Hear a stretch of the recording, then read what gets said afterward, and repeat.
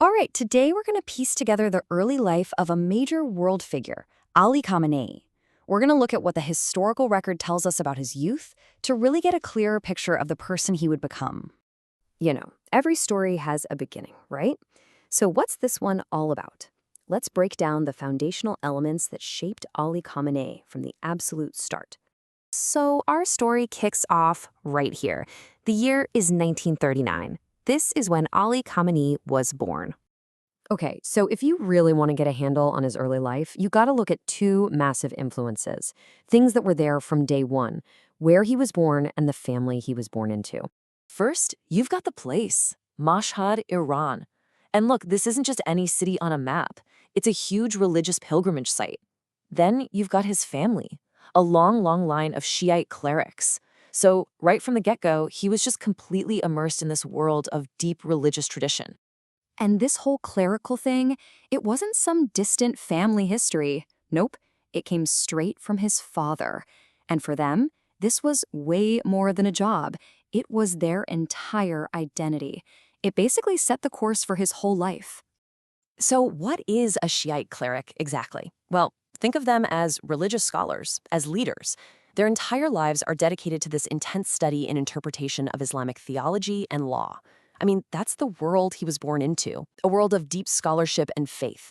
So with a background like that, it's probably no surprise what came next, right? His family life directly funneled into his education, putting him on a very specific path right from the start. And yeah, he followed right in his father's footsteps. He started studying Islamic theology when he was really young. For him, it probably didn't even feel like a choice, more like just continuing this really powerful family tradition. Okay, so we've got the official records, the facts about his background, his education, but what did it all actually feel like to be him as a kid? For that, we can actually turn to his own words. Because sometimes, it's the personal memories, the stuff that's not in the official biography, that adds a whole new layer to the story.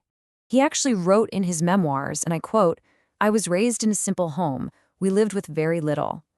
And that one sentence, it gives us this glimpse into the other side of his childhood, not just the scholarly pursuits, but the economic reality of a life that was pretty humble.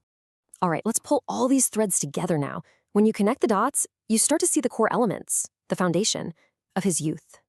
So what's the big picture here? The key takeaways? Well, you have a story that kicks off in a deeply religious city, Mashhad. It's shaped by a powerful family heritage of clerics. That leads directly to an education in Islamic theology. And the whole thing is set against this backdrop of a simple, humble home. These really are the essential building blocks of his early life. And all of this kind of brings us to a much bigger question, doesn't it? When you look at all these pieces, the place, the family, the education, the circumstances, it really makes you stop and think just how much of who we become is already written in our past,